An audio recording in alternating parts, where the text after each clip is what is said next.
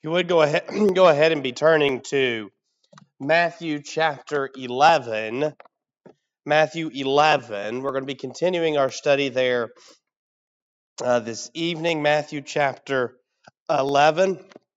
As we mentioned on Sunday, if you haven't already, chapter 12 picked it up. Then chapter 12 is on the back table.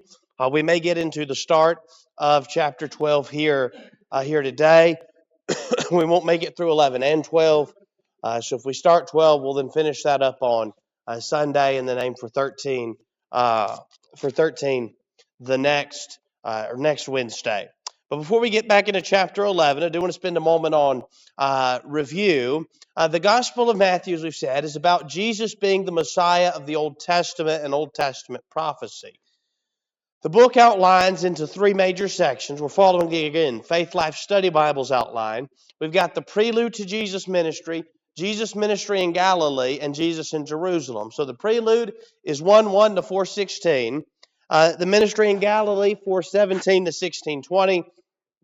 And Jesus in Jerusalem, 16:21 through 28, verse 20. Our chapter content, again, we'll go over this next time, but our chapter so far, chapter 1 is the genealogy and birth of the Messiah. Chapter 2, the Messiah as a child. Chapter 3, the forerunner of the Messiah. In chapter 3 and chapter 4, the Messiah's temptation and early ministry. 5, 6, and 7 is the Messiah preaches the Sermon on the Mount. Chapter 8, the Messiah performs miracles. Chapter 9, he performs more miracles. And then chapter 10 is the calling of the 12 apostles and the limited commission. We've been showing this chart, the chronology of the life of Christ, and we're in this third period, the Great Galilean Ministry. This outline here going through 14. Some stretch that through 16 or 18. But we're in that period where Jesus spends most of his earthly ministry in Galilee. We started on Sunday, chapter 11 of Matthew. The Messiah, our messengers from John are sent to the Messiah. The chapter divides down, as we mentioned, into three major sections. The first of those are the messengers from John to Jesus. We covered that on Sunday. We'll spend a few minutes reviewing that tonight. 20 to 24 is the woes to the impenitent cities, and 25 to 30 is the Lord's invitation. The key verse of the chapter, key verses in this chapter's case, is verses 4 and 5. Jesus answered and said to them, "Go and tell John the things which you hear and see. The blind see, the lame walk, the lepers are cleansed, and the deaf hear, the dead are raised, and the poor have the gospel preached to them." Old Testament prophecies quoted or referenced, as we've been going over this in each of our chapters, because Matthew's relying heavily, referring back to the Old Testament and passages Jesus referenced or referencing passages about Jesus. Verse 10, Malachi 3:1 is used and applied to John. And then verse 14, Jesus refers to him being like Elijah, though not a quotation. It is a reference to Malachi 4:5 of the one coming like Elijah. We covered this section now on Sunday morning, the first section, but again, I want to spend a few moments reviewing that and refreshing our mind over verses 1 to 19 of chapter 11. 1 to 19 are the messengers from John that are sent to Jesus, and they come in 1 to 6, and they come to ask a question to bring confirmation to John. So they come verse 2, and John sent 2 of his disciples, and they ask in verse 3, "Are you the coming one, or do we look for another?" Now, we mentioned this on Sunday morning. John did not send them what? For his own benefit. John, in the Gospel of John, written by the Apostle John, but in the Gospel of John, chapter 1, John pointed to Jesus and said, "Behold the Lamb of God who takes away the sins of the world." That's confirmation from John that what? He knew Christ. He knew who he is and what his purpose in coming to earth was. So why send his disciples then? He sent them for their sake, so they are aware that Jesus is the Messiah. You know the one I've been preparing the way for? You're following me, waiting for the one that comes after me. Remember statements John would make like, "There's one coming after me who I'm not worthy to unstrap his sandals or hold his sandals," depending on the passage or translation. He's saying, this one, go ask Jesus if he's that one I've been telling you of, the coming one. They go and he says, "Look at the signs. Indeed, he is." Yes. He make them witnesses by sending them? to witness the miracles and to be, didn't he make them witnesses? A witness to what he did, yes. That they became witnesses of the work that was being done and the healing. They, like the crowd around, saw the healings done. And remember, as we talked about in some of the earlier chapters, Jesus would tell somebody after a healing, don't tell anyone. Now, why? Well, it's not the time yet for everybody to fully understand, is not yet come. But what did they do anyway? They went and they tell everybody. They'd tell anybody that would listen, and they'd go tell them about what Jesus had done for them. And so here they witnessed this. And again, as we pointed out on Sunday morning, something significant here, Jesus did not answer the question yes or no. We mentioned this in parallel at Matthew chapter 19 when Jesus is asked about divorce. Some people say Jesus never answered the question, or that Jesus was asked about divorce and remarriage, not simply about divorce. Jesus answered the question. The question was, can a man divorce for any cause? He didn't say yes or no. He gave 4 pieces of evidence. We see there are a number of things today in which that may be the case. We listed some sins the other day on Sunday morning in Bible class and said, can we find a passage that specifically condemns that in terms of it says do not do this or that? But they're condemned what? In biblical principle. We've got to follow the evidence. That's what's happening here. He didn't look at him and say, yes, I am, or no, I'm not. In fact, Jesus would point out in his earthly ministry that later some were going to come claiming to be somebody. Some were going to come claiming to be the Christ. I remember when the apostles are questioned in Acts 4 and 5, that Gamaliel's point to the council there was, men have arisen before who claimed to be somebody, gathered a following, and then over time it just sort of died out. And if this is from man, it's going to die out. And if it's from God, you're not going to be able to fight it. And so they were here looking at the evidence. The evidence speaks for itself. Jesus is the Son of God. Verse 7 then, after they departed, Jesus turns to the multitudes concerning John. So again, the disciples of John come to him. They say, are you the coming one or do we seek another? Jesus says, go tell John what you've seen. And again, as you can imagine, go tell him what you've seen. Here's a blind man. He now sees. Here's a lame man. He now walks. Here's a demon-possessed man. That's been cast out. Here's this person sick. He's taking care of it. Now that that's been done, go tell him the evidence. The evidence clearly says he's the Son of God. Then when they leave and go back to tell John, Jesus began to say to the multitudes concerning John, what did you go out in the wilderness to see? A reed shaken by wind? And did you go to see somebody that was just sort of tossed back and forth by opinions or tossed back and forth by what was going on, sort of whatever way the wind blows, that's the way he'd go? No. Did you go out to see a man in soft garments? Was this a man that looked like a king or looked like somebody of some importance? No. Indeed, those who wear soft clothing are in kings' houses. But did you go out and see a prophet? Jesus' answer is yes. I say to you, in what? More than a prophet. That's when he references Malachi 3:1 in verse 10. Behold, I send my messenger before your face. The Messiah is coming. The prophet's coming. That's Christ. But before the prophet would be a prophet that would prepare the way. Jesus says that's what John did. John prepared the way. Assuredly, I say to you, verse 11, among those born of women, there have not risen one greater than John, but he who's least in the kingdom of heaven is greater than he. What do we say that means? John's message was about repenting for the kingdom of heaven is at hand. The same message Jesus has been saying, same message Jesus sent the apostles to say. Did John ever get to be part of that kingdom? No. John died before that kingdom was established. And so what Jesus is saying is, great as John is, nobody born among women is greater than John, but the one that's in the kingdom, guess what? He's greater. He gets to be in what John was foretelling of. And from the days of John the Baptist, and so now the kingdom of heaven suffers violence, and the violent take it by force. What do we say that means? It's taken by violence, and the violent take it by force. It's not about persecution. It's about, that word violence as it's used, it seems to carry with it the idea of those trying to get in. The idea is to be taken by storm. We talked about the passages like when Jesus heals the paralytic. We saw that a few chapters ago. Mark's account tells us they had to let the man through the roof because the house was so crowded.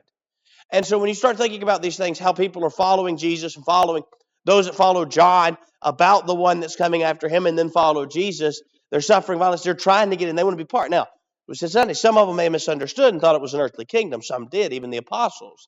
But their thought was, this kingdom's coming. We want to be part of it. For all the prophets and the law prophesied unto John, and if you're willing to receive it, he is Elijah who is to come. Again, a reference to Malachi 4:5. He who has ears to hear, let him hear. Then we close looking at verses 16 to 19, where it says, but to what shall I liken this generation? It is like children sitting in the marketplace and calling to their companions and saying, we played the flute for you and you did not dance. We mourned to you and you did not lament. Again, a reference to a children's game where in the marketplace on one side of the street, one group of kids would stand. They'd play the flute and the other side would dance. If the second side didn't dance, the first side would mourn. The second side would lament. So what's Jesus' point here? Well, we played the flute and what? You didn't dance. You didn't respond. We mourned and you still didn't lament. No matter what we did, you wouldn't respond. In fact, not only did you not respond, he would then go on to point out in 18 and 19, John came neither eating nor drinking. Of course, where's John's work done? He's out in the wilderness. He's out near the river Jordan where there's a lot of water. John's out there preaching, and he's eating his locusts and wild honey, and he's out there away from the people, and they say he's got a demon. Well, now Jesus is intermingling among the people. And what do they do when he sits down and eats with somebody? Look, a glutton and a winebibber, a friend of tax collectors and sinners. Jesus' point is, no matter what we did, you weren't going to be satisfied. We don't eat, we're demon possessed. We do eat, we're a glutton and a winebibber. No matter what we do, we associate with people, we associate with the wrong people, but we don't associate with people and we're demon possessed. No matter what we did, you weren't going to be satisfied. Our time ran out before we could spend much time on this, so I want to spend a minute on this phrase at the end of 19 before we finish these last two sections. But wisdom is justified by her children. Excuse me. Think about it this way for a minute. And I don't want to sound like we're being irreverent towards God when we word it this way, but if God was to ask you and say, hey, who would be a good spokesman and one to prepare the way for the Messiah? And describe him to me. My guess is your description is not going to be a man what? Clothed in camel's hair, out in the wilderness, eating locusts and wild honey. That just doesn't portray to the human mind what? The one that's going to be the forerunner. Even describing Christ, the Old Testament will point out that his appearance was not anything, impressive to man, and yet that's the Messiah. That's Christ. That's the anointed one. Here's the point, I think, at the end of verse 19. Wisdom's justified by her children. Regardless of what they did again, that generation's reaction was not going to be any kind of response. They weren't going to listen. They weren't going to respond in any way. But in the end, what God did in the sending of the forerunner and in the sending of his son, that wisdom's going to be justified by the children. It's going to be justified by the result that it brings forth. And so wisdom's justified by her children. The result of the wisdom, her children, that is what sort of justifies wisdom, even when wisdom may not be viewed as the wise thing to do. And I think the point in this context is, it may not have seemed like the wise thing to man, but guess what? God sees it different. It is the wise thing. And in the end, the results, as we often say, the results speak for themselves. I think that's the point he's making here at verse 19. Regardless of what you think, the results are going to speak for themselves in the end. Yes? It wasn't just the proclamation, but it was the substantiation. The message was true because it was backed up by the miracles. And Peter, I think it's Peter in the book of Acts, he said many signs and wonders, many infallible proofs. So these things were the case. And it was, you can proclaim the message, but that was part, maybe a big part. It wasn't just the recipients of the benefit of the miracles. It was also to substantiate that he is the Son of God. But the bottom line was, no matter what Christ did, no matter what his appearance was, no matter what John did, it wasn't an intellect problem. They said, show us a sign. Jesus said, I'm not going to show you any more signs. Why? Because he knew it was futile, because it was a heart issue. It wasn't an intellect problem. It was a heart issue. You're right. And we may get here in just a minute to cover some of chapter Probably get a little bit, at least into chapter 12. As I said, we won't cover it. It's a longer chapter. And when we get into it, the vast majority, the first 45 verses, are about the faults, quote faults, not faults, but that's what they viewed as faults, the problems the religious leaders had with Christ. No matter what he did, there was going to be some kind of problem. And that's in that text, Matthew 12, Matthew's account of the sign. And he says the only sign you're going to get is the sign of Jonah, which we'll talk about more when we get into chapter 12. He's right. The problem was they didn't want to receive it. The evidence was abundant. Again, Jesus looked at John's disciples and said, go tell John what you've seen. What he saw is the same thing the Pharisees saw. It's what all the people saw. It's what people from outside of Israel saw and came and asked for help because this is the Messiah, this is the Christ, this is somebody powerful. And yet the Pharisees want to look at him and say, he does it by Beelzebub. Yes. And when you think about when Jesus rose Lazarus from the dead, they wanted to put Lazarus back to death just to try to suppress the popularity of Jesus. And that's what they're again, that's the heart. That's the hardened heart, because instead of standing in awe of anybody that possessed such power, they wanted to not only kill the messenger, they wanted to kill the miracles of the messenger. You're right, you know. And in that case, of course, again, when we get into chapter 12, we'll see one of the plots to kill Jesus in chapter 12, where they decide to kill him. But you're right. They even want to go as far to not only kill Jesus, who's this messenger. John, in a sense, was the message because he proclaimed that evidence, and they decided they want to take out the message and the messenger all at once. So let's take out John. He's giving that evidence, or Lazarus rather, he's giving that evidence in John's account of John 11. Let's just kill him. Then nobody's going to know or what's happened. Yes. If we're back up to what you're talking about in verse 5, and it's time to tell what they saw. But down at the bottom, after the dead are raised again, and he says, and the poor have good tidings preached to them.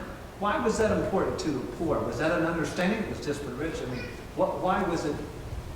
I think about later on in Matthew 19, when the rich young ruler comes to Jesus, and Jesus says, go sell all you have and give to the poor. And he goes away, and he's sorrowful. And Jesus turns to the apostles and says, it's easier for a camel to go through the eye of the needle. And I'll say this real quick on that camel real quick. Some have said, try to make it up that there's this thing called the eye of a needle and the camel goes. No, I think he's literally saying an actual camel go through the eye of a needle. It's easier than that than the rich enter heaven. But the apostles, remember, their reaction was, well, then, who then can be saved? Again, when we look at it from the human standpoint, who would the king go to preach the message? The king's going to go to the wealthy people. The king's going to go to the rulers. The king's going to go to the people that are going to be viewed as his friends and closer to him, the nobles. Jesus goes and preaches to the poor. He preaches to the ones that nobody else would want to go to. That's evidence of it, because his message is so great. He's going to take it to everybody. Everybody needs to hear it, not just the high and mighty as they view themselves. And I think that's where that evidence comes in. He's not the Pharisees that elevate themselves. He's associating with the humble and the lowly, and that is evidence itself, as he's among the sick, as he's among the tax collectors, even going back a few chapters, the sinners, that it's evidence of his work and what he came to do, that who he's with, the poor, and not just elevating himself. He's truly the one coming that's going to take away sins, because that's who he's focused on. Those are the poor spirit, and then Isaiah 66:2, I believe, is those are poor in contrite spirit and tremble God's word. So, like you said, those are literally poor. And we know we look at Revelation, one church that had it. They thought they were rich, but in reality, they were poor. So that may play into it too, the literal poor, as you point out, but also all of us that see that we are poor, in need and destitute of the salvation that's offered through Christ. You're right. And again, I think as you go back to what was said about John before, and I think even going to the last verse, the wisdom's justified by her children. This isn't the messenger that you would have imagined if you were the Jews, preaching the message you would have imagined to the audience you would have imagined. And yet that was the great evidence that he is indeed the Son of God, the messenger who took that message to that audience, who were receptive, even those you wouldn't have viewed as being such. Let's go to verse 20 now. Woes to the impenitent cities. Then he began to rebuke the cities in which most of the mighty works had been done, because they did not repent. Woe to you, Chorazin! Woe to you, Bethsaida! For if the mighty works which were done in you had been done in Tyre and Sidon, they would have repented long ago in sackcloth and ashes. But I say to you, it will be more tolerable for Tyre and Sidon in the day of judgment than for you. And Capernaum, who are exalted to heaven, will be brought down to Hades. For if the mighty works which were done in you had been done in Sodom, it would have remained until this day. But I say to you that it shall be more tolerable for the land of Sodom in the day of judgment than for you. I'm going to pull up a map here. I had it ready for Sunday and had it in for Sunday to get here and forgot to put it in for tonight. So I'm going to grab a map here of these places Jesus is mentioning. They are, when you see where Jesus is talking about these regions, they are the regions where he spent the vast majority of his time preaching. They are in and around the Sea of Galilee, where Jesus is doing the majority of his preaching work. And so he, that's not working. If you look up here at the cities he points out, he talks about, let me pull up this here. You go back to verse 20. Woe to you, Chorazin! That's going to be right here at the top of the map, almost off the map is where Chorazin would be. He refers to Bethsaida. Bethsaida, that's over on the east of the Jordan. Remember, Jesus has gone back and forth between the west and the east of the Jordan. And then, of course, Capernaum, which is right here on the sea. And as we mentioned before about Capernaum, Capernaum has sort of become Jesus' headquarters, if you will. He goes back to Capernaum. So when it talks about him returning to his own city, it's likely referencing he went back to Capernaum, where he sort of came out of, because that's where he's spending most of his time, is that northern region of Galilee around the sea. So Chorazin, Bethsaida, Capernaum. That's where he's doing a lot of his work. So that means if he's doing his work there, they've seen what? A whole lot of miracles. They didn't just see a miracle or two. They've seen a whole lot of miracles. And yet there's a lot of people that what? Rejected. They won't respond to the message. He says, verse 21, if the mighty works done in you were done in Tyre and Sidon were wicked cities. Go back to the Old Testament. We may not be as familiar with some of the things about Tyre and Sidon, but in some of the prophets, most of the prophets, there is what we call a judgment on the nation section. Isaiah's got it, Ezekiel. A lot of those prophets have a judgment on the nation section. So a large part of their work obviously is going to Israel or Judah or wherever they're going. Excuse me, but there'd be a section where they would foretell of this is going to happen to the nations around. Isaiah, Jeremiah, and Ezekiel, again, particularly have those major sections as they are longer books. They're 3 of the 5 books of the major prophets. Daniel's much shorter at 12 chapters. Lamentations, written by Jeremiah, is shorter. But those other 3 have nation sections, and one of the nations foretold to be destroyed of their wickedness is Tyre and Sidon are going to be destroyed. And Jesus says, as bad as they were, if they'd have had the same message you did, what would they have done? They'd have repented.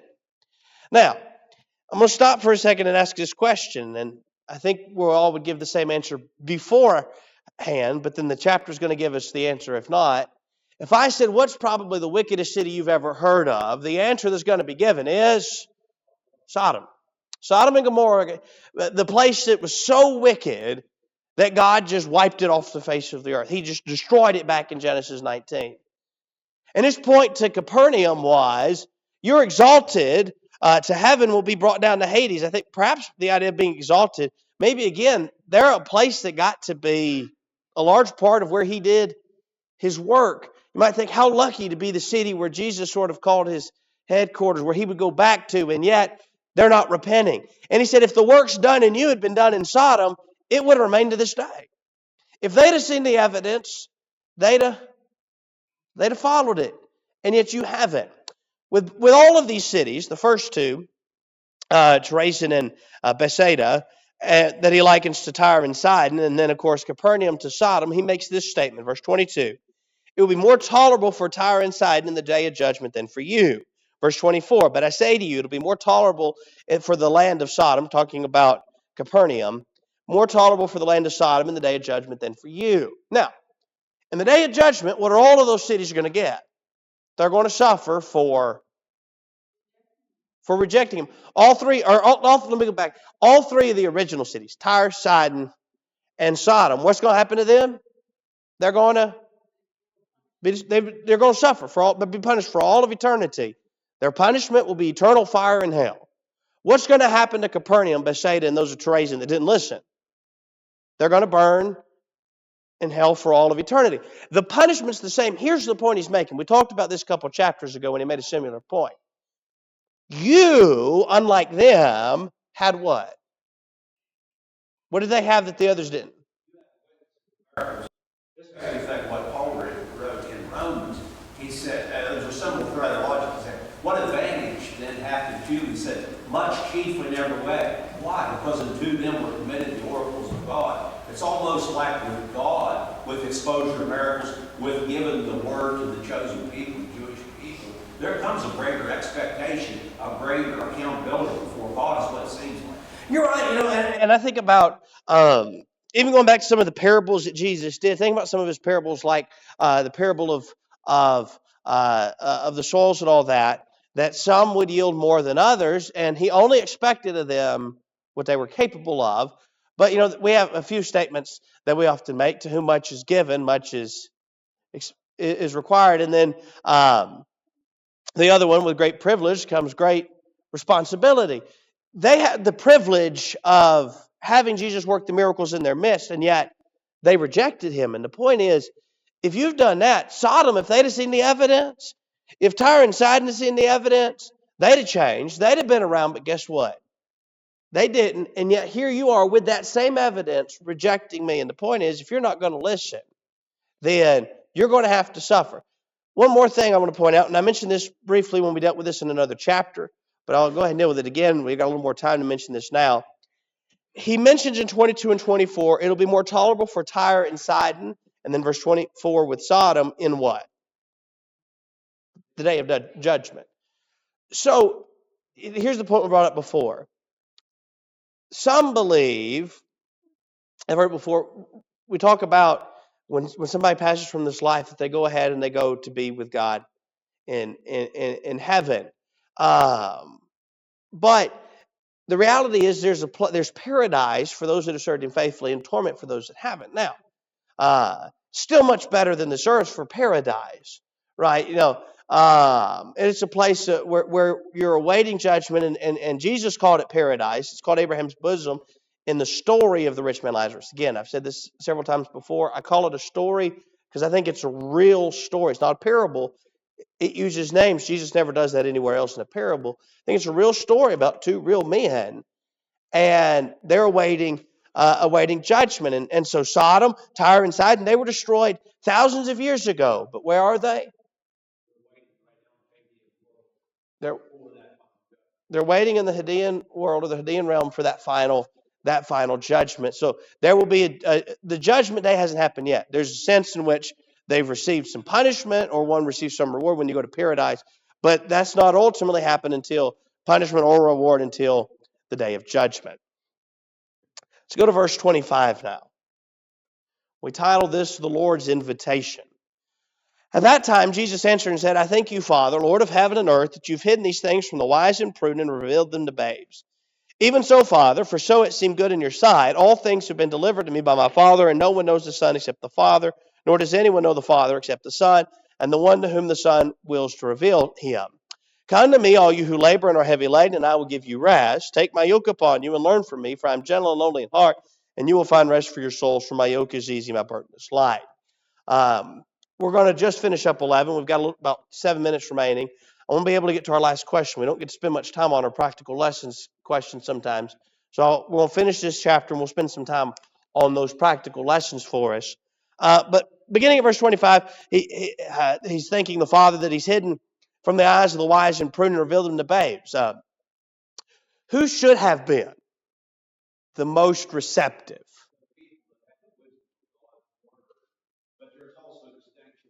Said in chapter 1, not many wise according to flesh. So depending on what kind of wisdom, and I mentioned earlier, the oracles of God was given to the Jewish people.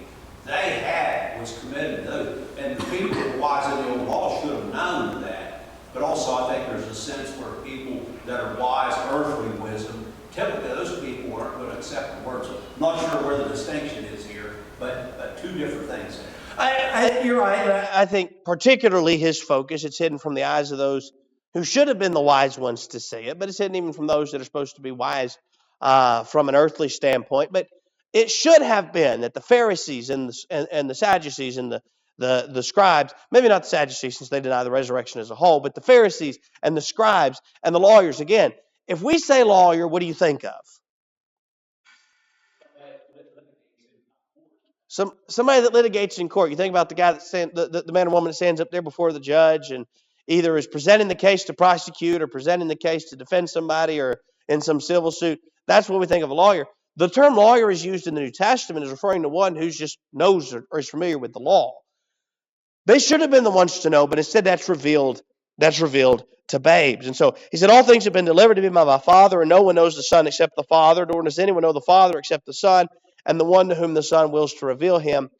And so, the ones that will know the Father are the ones that know the Father through the Son. He says, and the one to whom the Son wills to reveal him. But then he goes on to make this statement in verse 28 in what we call the Lord's invitation. Come to me who?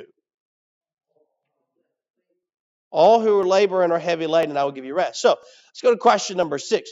Who's the Lord's invitation for in terms of specifically who he mentions?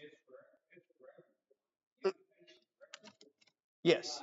And it's not predestination here by God. It's not predestination. But I think it's implied that there's only a certain kind of work. Jesus said, unless you become as a little child and become converted, you can't enter the kingdom of heaven. I think that kind of rings familiar with this. You're right. So going back, what did you say? Those that are saved are those that it's available to are all who labor and are heavy laden. So question 7, what does it mean? It means it's available for everyone. Now, you have to be willing to receive it. Mike pointed out, it doesn't mean predestination, not in the sense that is taught in Calvinism. There's a sense in which there's predestination, but he's predestined though the people that would follow him in the sense of you've got to submit to my will and follow my will. Those are the ones predestined, the ones that would be adopted that follow his will, not you're saved, you're lost, you're saved, you're lost, and so on. So this invitation is available to all, and he says, take my yoke upon you, learn from me, I'm gentle and lowly in heart, you'll find rest for your souls. My yoke is easy, my burden is light. I think about later on in the New Testament, when, if you go on to the epistle of 1 John chapter 5, and in verse 3, for this is the love of God, that we keep his commandments, and his commandments are not burdensome. It's available to everyone, all who labor and are heavy laden. Jesus says, take my yoke upon you, but don't think that it's something that's so heavy you can't bear it. My yoke is easy, my burden is light. You come to me, and you can have that. Whatever has you heavy laden, when I put my yoke upon you, it's not going to be heavy compared to the things that you are facing or suffering in this life. And so the invitation is available to everyone, all who labor and are heavy laden. He says, come to me, for I'm gentle and lowly in heart, and you'll find rest. You may be weary and heavy laden, but there will be rest for you. Question number 8. Now, we got about 2.5, 3 minutes remaining, so we don't always get to spend much time on these, depending on our time. So let's go ahead and get question number 8. List some practical lessons from the chapter. When you look at this chapter, what are some things we take away that we can make some practical application in our life? I think just kind of in the end where you just ended there, if you're yoked to Jesus and you're going through maybe a real serious health issue or something like that, if you don't have Jesus in your life and you're not yoked to him, you don't really possess that peace that passes all understanding. But the person that's yoked to Jesus and he's helping carry that burden, then even with death, it's not a bad thing, if that makes sense. You're right. I heard somebody make this statement a number of times. That's no big deal to God. I thought, what do you mean by that? The point was, it doesn't matter to God like it matters to man in terms of life is brief and it's eventually going to end. It's about how we serve him, yes. God sees things differently than we do. Yeah. Where Christ preached to the poor and didn't, he knew who would receive his word. And we are prejudiced sometimes, and we think, well, one time we were with in another town for the congregation. We were visiting them, and we were handing out flyers, and there was a business across the street, and there were people standing out there, and I went over, and I gave them all flyers. And when I came back, my friend was standing there with her mouth open, but it's for all. It's for all. You're right. Yeah, and if we don't have the same thought process that Christ had when he preached to all and showed miracles to all and didn't just reserve it for the hierarchy or the rich people, if we don't have that same what's going to happen in our judgment day? You're right. You know, I pointed to this illustration before. There was a man who obeyed the gospel, and I've used this illustration to point out about earthly consequences, that obeyed the gospel after murdering somebody, and he accepted the fact that in the state of Alabama, under Alabama law, he had to be put to death. But to bring that back, I don't think a murderer would have been near the top of our list of people we thought would obey the gospel. Then again, that's what happened with Saul of Tarsus. A few more real quick. We need to follow the evidence. I've learned something about God's way, the use of the unexpected to carry out his plan. Jesus and John weren't man expected, but that's what God used. I learned something about how great it is to be part of the kingdom of heaven in verse 11. Now, despite the evidence, some are unmoved, and then I learned that if we don't follow the evidence 20 to 24, then we're going to be punished. Lord willing, on Sunday morning, we're going to pick up in chapter 12. Again, if you haven't already, pick chapter 12 up off the back table. I'll get chapter 13 out for you on Sunday as well. Why?